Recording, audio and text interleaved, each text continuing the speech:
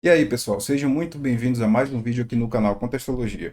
E hoje nós vamos falar de um assunto que está bem na mídia esses tempos aí, né? Que são as tais múmias extraterrestres reveladas pelo México, mas, segundo as histórias, encontradas no Peru. Eu até brinco que essa história está parecida com a do Mario Bros, uma criação japonesa de um encanador italiano que mora em Nova York. E, gente, antes de começar esse vídeo, eu quero agradecer aos canais Scientist Against Smiths e Fábrica de Noobs, pois a grande maior parte dessa pesquisa que eu vou passar aqui para vocês foram eles que realizaram no canal deles. Eu simplesmente dei uma resumida e adicionei alguns pontos que eu achei que seriam importantes para vocês saberem também. Dito isto, bora pro vídeo.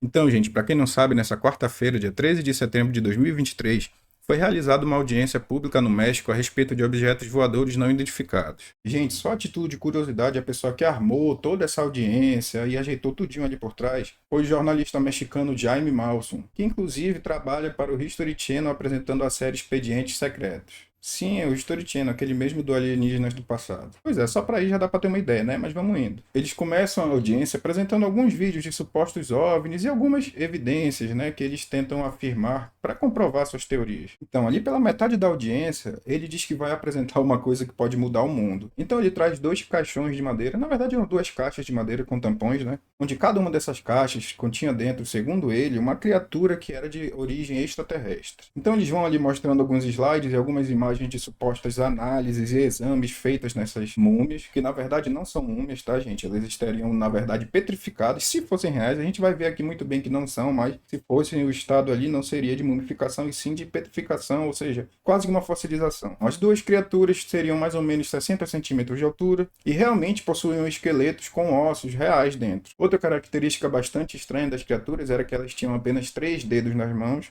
Inclusive, gente, ele afirma categoricamente na audiência que essas múmias já foram analisadas por diversos institutos, inclusive pela UNAM, uma universidade mexicana. E logo após essa audiência, veio a público se manifestar dizendo que não, que eles não têm envolvimento com isso e não fizeram exames nas múmias. Bom, como eu estava acompanhando tudo isso, e antes da UNAM vir a público, eu fui pesquisar no próprio sistema da UNAM se haviam artigos científicos publicados, e obviamente, como vocês devem imaginar, não tinha, né? Depois a UNAM veio lá e confirmou isso pra gente. Mas, gente, vamos entrar aqui na desmistificação em si. Só que primeiro, antes da gente falar das próprias múmias, a gente tem que entender um contexto ali por trás dessa múmia. Ou seja, onde essas múmias foram encontradas realmente, quem encontrou e a quem elas pertencem, certo? Bom, gente, sobre as descobertas das possíveis múmias, a gente não tem muita informação oficial. Até porque essa descoberta nunca ocorreu, então obviamente não haveria informações oficiais, né? Mas embora seja dito que essas múmias foram encontradas numa mina de diatomácea, no Peru, a verdadeira história é bem diferente, como vocês devem imaginar. Quem encontrou e vendeu essas múmias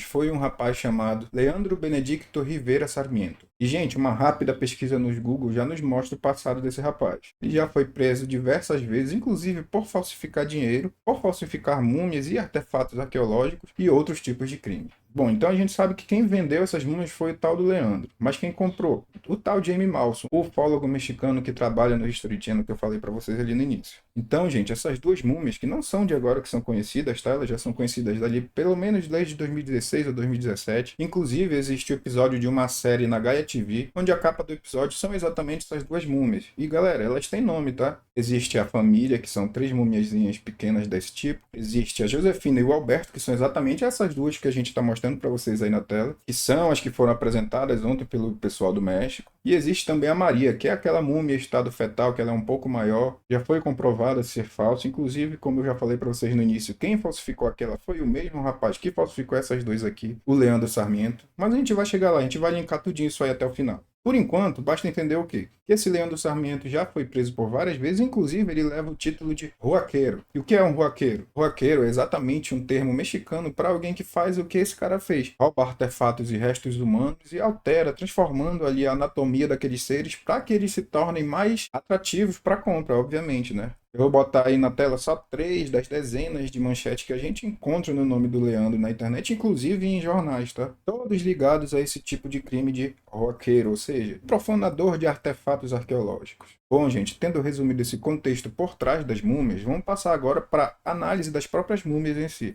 Primeiro ponto a entender, obviamente, eu acho que todo mundo aqui já deve ter entendido, é que aquilo ali não tem nada de extraterrestre, né, gente? Segundo ponto a entender é que o que estão falando aí na internet sobre essas múmias serem múmias reais, de pessoas de baixa estatura. Inclusive, eu vi um vídeo hoje do Sérgio Sacani falando isso. Cara, eu gosto muito do trabalho do Sérgio. O cara é um crânio na área dele, mas a gente tem que corrigir quando o cara erra, certo? Então, galera, aquilo ali não tem nada a ver com pessoas de baixa estatura. Aquilo ali são sim ossos reais, mas na verdade são ossos de dezenas de pessoas de sexos, idades, tamanhos e períodos diferentes. O artigo científico publicado pela Lakehead University do Canadá demonstra exatamente isso. Eu vou botar algumas imagens aí na tela para vocês verem e vou botar também, obviamente, o link do artigo oficial aqui na descrição para todo mundo ver e comprovar por si só. Então, gente, sinto informar para vocês, mas as tais múmias extraterrestres, como a maioria já deve imaginar, a gente pode chamar até de quimera, porque o próprio DNA, dito pelos ufólogos na audiência lá, que era 30% desconhecido, na verdade não era nada desconhecido. O que aconteceu foi que o DNA estava misturado, eram dezenas de ossos de pessoas diferentes, então não tinha como ter o resultado certinho de um indivíduo só, e sim de diversos indivíduos diferentes. E os tais 30% desconhecidos, na verdade, estão bem dentro da grade de degradação do DNA, até porque se aquelas múmias fossem reais e tivessem exatamente 1000 anos, como eles afirmam na audiência, esses 1000 anos seriam tempo bastante para degradar muito mais do que 30% desse DNA, tá, galera? Então, só por aí dá pra gente ver que a conta não bate e nunca bateu, né? E agora, gente, eu vou mostrar pra vocês as imagens que comprovam tudo que eu falei pra vocês aqui nesse vídeo. São as análises em raio-x e tomografia oficiais dos tais serizinhos ou múmias, que na verdade a gente viu que são bonecos de Lego montados de ossos, né?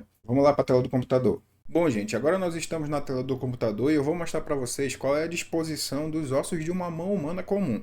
Ah, gente, só um adendo, não é só a mão humana que segue esse tipo de disposição. Na verdade, todos os animais que possuem os dedos mais alongados um pouco, como os nossos, possuem disposições de ossos nessa mão ou pata mais ou menos parecida com essa que eu estou mostrando para vocês aí na tela. Bom, vocês podem ver que essa primeira é uma mão humana comum, essa segunda aqui é uma mão de chimpanzé e essa daqui é a mão de um orangotango. Todas elas são parecidas e seguem mais ou menos o mesmo tipo de formação óssea, tá, gente? Então, dito isto, vamos voltar lá para as tais mãos das múmias. Bom, a mão humana comum, como vocês devem ter aprendido em biologia na escola, é formada por esses ossos aqui, e cada um desses ossos tem, obviamente, seu nome, né, galera? Bom, então aqui na pontinha dos dedos nós temos as falanges distais, abaixo delas nós temos as falanges médias, abaixo nós temos as falanges próximas, abaixo nós temos os metacarpos, e abaixo nós temos o carpos, que se divide em trapézio, trapezoide, capitatum, enfim, por aí vai. Certo? Essa é a disposição de uma mão humana comum e como eu expliquei para vocês, não só de uma mão humana, como de diversas outras espécies que têm um membro parecido com a mão. Bom, gente, aqui em cima nós temos mais uma vez uma mão humana comum e aqui embaixo nós temos a mão do Alberto, que é uma das múmias representadas ontem lá. Lembra que eu falei para vocês que é a Josefina e o Alberto? A gente pode ver aqui pela mão do Alberto, ou melhor, pelos dedos, né? Porque essa aqui seria a mão, ou seja, pode ver que aqui na verdade são vários ossos que foram serrados e quebrados propositalmente para ficar dentro da estrutura aqui da mão, né? Para não ficar algo tão seco. Aqui nós temos os dedos, que na verdade são uma mistura, gente, de diversos ossos, de diversas pessoas, de épocas, períodos, idades e tamanhos diferentes, como eu já falei para vocês. Então a gente pode ver que uma mão humana comum possui aqui na posição da palma da mão esses ossos que nós chamamos de metacarpos, esses ossos que estão aqui na cor vermelha, certo? A partir dos metacarpos até a ponta dos dedos, todas são falanges, como aqui que eu mostrei para vocês, vários tipos de falanges diferentes, distais, médias e próximas, certo? Então a gente pode ver que aqui abaixo, na múmia do Alberto, galera, não existe metacarpo nenhum, a não ser uma massa de ossos quebrados, como vocês puderam ver. E aqui nos dedos nós temos o quê? Dedos formados exatamente de metacarpos humanos, gente. Como vocês podem ver aqui na imagem, inclusive eu coloquei aqui as setinhas para vocês. Esse aqui é um metacarpo, esse é um metacarpo, esse é um metacarpo, metacarpo, metacarpo e metacarpo, certo? Aqui, gente, onde nós temos as setinhas em azul, são realmente falanges humanas, ou seja, vocês podem ver que o Leandro, quando foi falsificar aqui essa múmia, utilizou os ossos da palma da mão de uma pessoa humana para formar os dedos mais longos, né? Por quê? Porque ele precisava de ossos que fossem mais ou menos da grossura dos ossos dos dedos, mas um pouco mais longos, nossos metacarpos aqui. Então ele foi formando ali os dedos das mumiazinhas de metacarpos e falanges, até que elas ficassem naquele formato que a gente viu. Outro ponto bastante importante que não pode ser deixado de lado, gente, é que Todas as mãos, tanto da Josefina quanto a do Alberto, possuem números diferentes de ossos nas suas mãos, o que todos nós sabemos que não é nada comum em uma espécie, né? Inclusive, um desses ufólogos, o Ryan Graves, que é bem conhecido aí no mundo da ufologia e tenta exatamente estudar a ufologia de modo científico e sério, ontem se manifestou a respeito da tal audiência, como eu estou mostrando para vocês aqui na tela, tá? Esse aqui é um tweet dele, perdão pela qualidade, até porque o tweet era pequeno, eu tirei o print do celular e aumentei, então ficou desse jeito, mas eu acho que dá para a maioria ver aqui, então ele está explicando aqui várias coisas, que ele participou exatamente daquela reunião no Congresso nos Estados Unidos e papapá.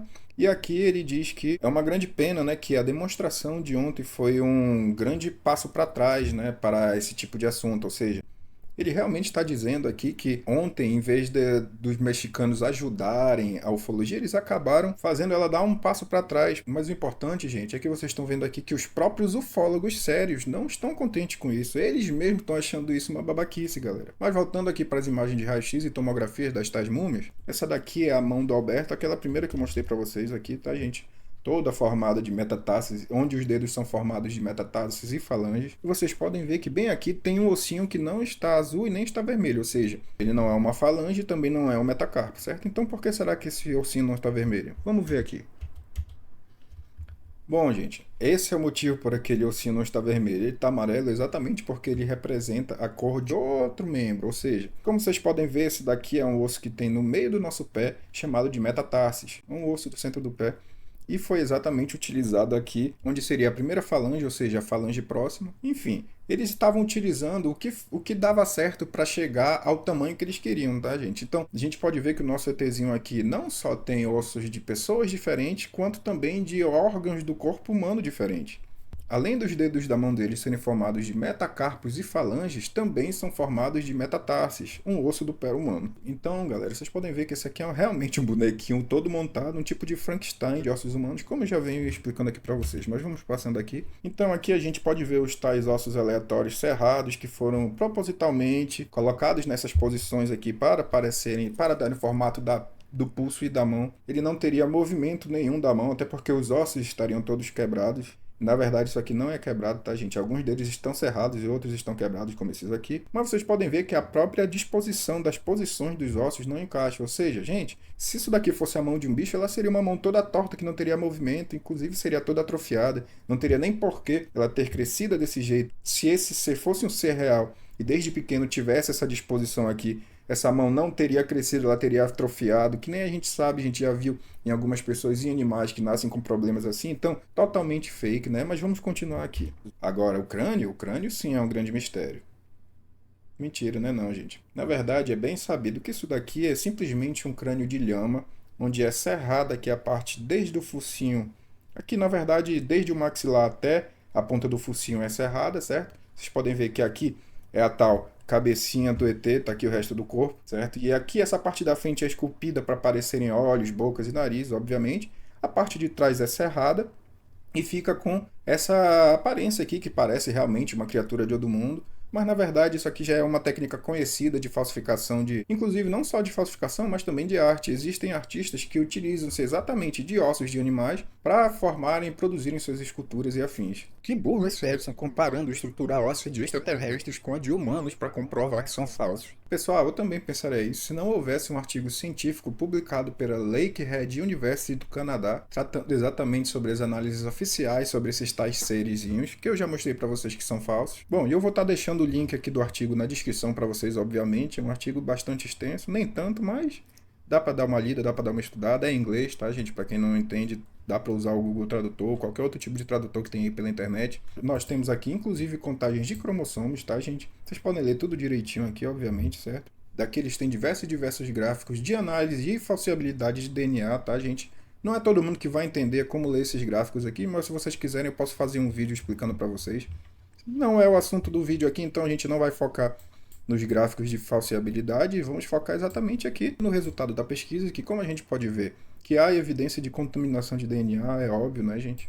Que a palma da mão direita de um dos indivíduos contém DNA de mais de uma pessoa, como eu falei para vocês. Enfim, dedos contendo DNA de pessoas diferentes, vértebras contendo DNA de pessoas diferentes e diversos outros, certo? E por aí vai, gente. Isso aqui é obviamente só o resultado. Podem ver todo aqui o desenvolvimento da pesquisa aqui, certo? Eu obviamente vou deixar aqui na descrição o link para vocês. Esse vídeo era para ter saído ontem à noite, né? Mas eu não tive tempo. Hoje também de manhã eu estava trabalhando, à tarde eu fiz um roteiro rapidinho. Eu tô gravando esse vídeo aqui agora à noite. Vou editar ainda e vou postar para vocês. Espero postar hoje. Se não der para postar hoje, na quinta, hoje é dia 14, né? Foi ontem que foi a tal da audiência, mas se não der para postar hoje, amanhã de manhã eu posto. E é isso aí, pessoal. Agradeço muito para quem ficou comigo aqui até o final. Espero que vocês tenham gostado. E eu vou deixar aqui mais 2 vídeos para vocês continuarem vendo e ajudando o nosso canal a crescer, beleza?